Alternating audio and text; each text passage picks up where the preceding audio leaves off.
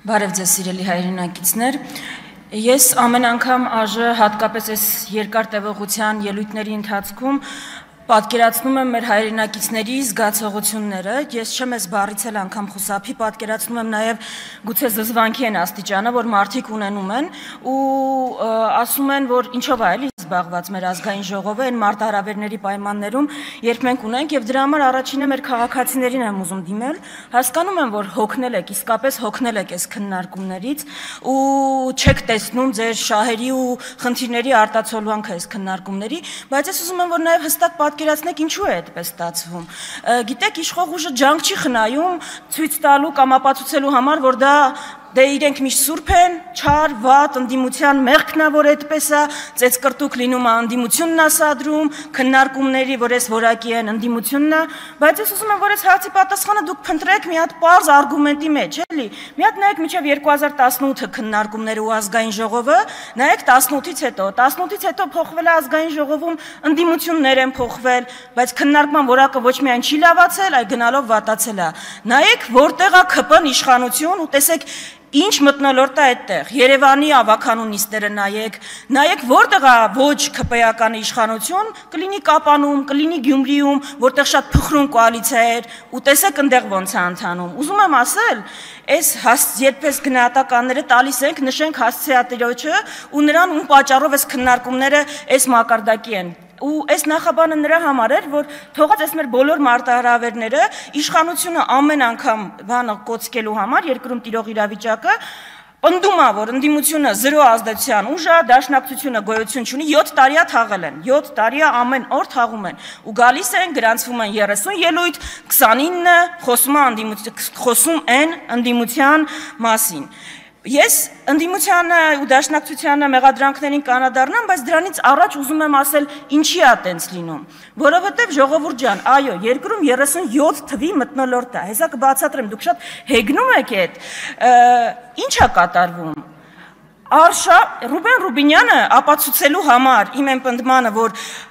ցանկացած ընդդիմադիր համայնքապետ ով ընտրվում ով ձեր համար խնդիր կալանավորում է, գալիս այս ամբիոնից ցանկ է կարդում ընդդիմադիր համայնքապետերի ու ասում է ում ենք սրանցից հետապնդել։ Առաջինը տալիս է Դավիթ Համբարձումյանի անունը։ Դավիթ Համբարձումյանի, որին 3 վճիռ կայացվեց 6 տարի 3 ամիս կալանավորելու Ռուբեն Ռուբինյանի մոտ տպավորությունն է, որ դուք չհետապնդվողների ցանկը չեք կարդացել, հաջորդականությունն եք կարդացել ու եք կալանավորելու։ Այդ ձեր ցանկում քրեական գործեր կան մարդկանց վրա, կապանից սկսած, այնտեղ համայնք եք նշում, որտեղ իշխանությունը բռնի փոխել եք։ Այսինքն, այս է այս մարդկանց չհետապնդելու օրինակը։ Ուզում եք մեկ օրինակով ցույց տամ, որ եկեղեցու դեմ կատարվողը բացառապես քաղաքական արշավը անձամբ վեհապարի նկատմամբ։ Դուք մի ձայնագրությունով, որտեղ ինչ որ մեկը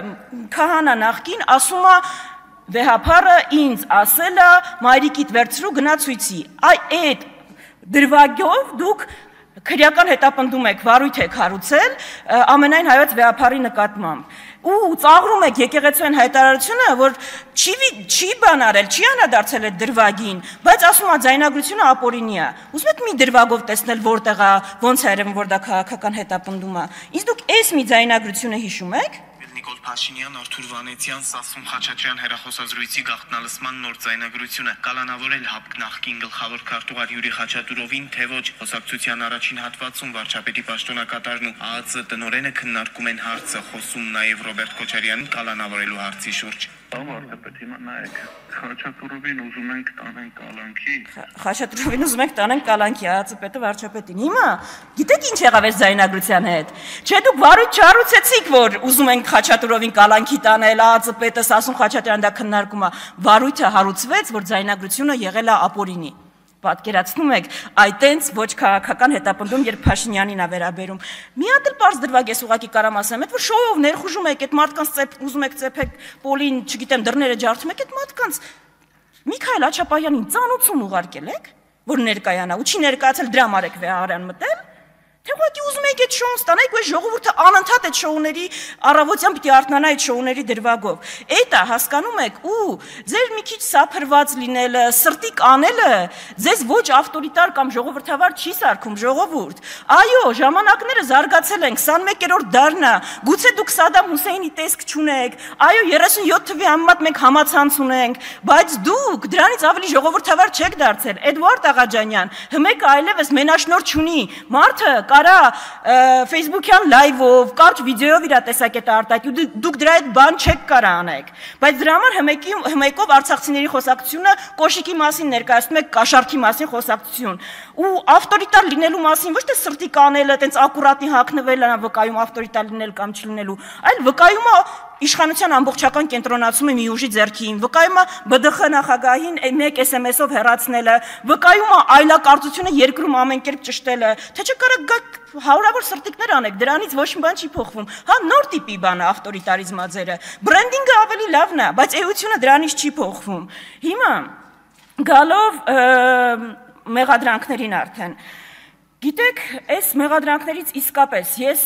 անկեղծ առանց հեգնանք չափազանց շնորհակալ եմ դաշնակցության մասին ձեր ցանկացած ելույթից։ Դուք առիթ եք տալիս մեզ, մեր հասարակությանը, Էդվարդ Աղաջանյանը էլի ճիշտ է ասում է, երիտասարդներին, ովքեր շատ տեղյակ չեն, ներկայացնելու ու բացատրելու մեր մոտեցումները ու մեր պատմությունը։ Հիմա մեզ մեղադրանքը ինչ էր այս օրերի ընթացքում։ Պատկերացնում եք, դաշնակցությանը մեղադրում էին 88 թվին Սումգայիթի ջարդերից հետո անկախություն չգոռալու մեջ։ Դաշնակցությանը մենակ դրա մեջ էր մեղադրում Ռուբեն Ռուբինյանը։ Ու որ ապացուցի իր երկաթբետոնյա այս պնդումը, բերել էր մեր պաշտոնաթերթից հատվածներ։ Հեսա դրան կանրադառնամ։ Բայց ժողովուրդ ջան, ձեր փաստարկները գիտեք ինչ են զրոյական նշանակության։ Այս թուղթը այսինքն հրապարակումը, տեքստը, հրապարակել է Արայիկ Հարությունյանը 2019 թվականին իր պաշտոնական էջում, Արայիկ Հարությունյանը այդ ժամանակ ԿԳՄՍ նախարար էր, գիտեք այս ինչ թուղթ է, այս բոլշևիկների կեղծ նամակն է, որ իբր մեր պետության հիմնադիր Արամ Մանուկյանը Անդրանիկ Օզանյանին հանձնել է թուրքերին, ձեր ԿԳՄՍ նախարարը ատելությունից կուրացած, որտեղ մի քանի տասնյակ երիտասարդներ համարձակվել էին իր դեմ ցույց անել, վերցրել է պետության հիմնադրին բոլշևիկյան այդ պրոպագանդայի, վերցրել է իր պաշտոնական էջով հրապարակել, ասել է, տեսեք դաշնակցությունը ինչ ուժ է, որ Արամ Մանուկյանը Օզանյանին ուզել է հանձնել թուրքերին։ Ձեր փաստարկները սենց են, ձեր փաստարկները Ռոբերտ Աբաջյանի պապիկի այդ մակարդակի են, հասկանում եք, դրա համար են, բոլորը նույնն են, 004, չգիտեմ, դաշնակցության մեղադրանք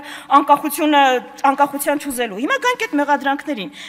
Դուք ինչ վերցրել եք, որով մեր մեղադրում եք, մեզ ուզում եք մեղադրեք, ինչ կլինի։ Մեր պաշտոնաթերթերից եք վերցրել, հասկանում եք։ Մենք դա հրապարակել ենք, մենք ենք դա հրապարակել։ Ռուբեն Ռուբինյան, եթե ձեր մոտ Civic-ում հրապարակված ամեն ինչ ձեր պաշտոնական տեսակետն է, մեր մոտ տենց չի։